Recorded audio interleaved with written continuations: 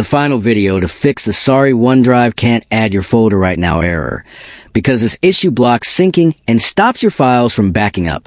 Are you trying to add a folder to OneDrive and seeing this message pop up every time?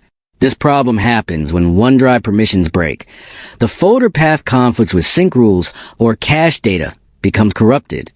Sometimes Windows updates, long folder names, or restricted locations also trigger this error without warning. Many users search YouTube or social media for fixes, but most solutions look long, confusing, and full of technical steps that are hard to follow. That only wastes time and adds frustration.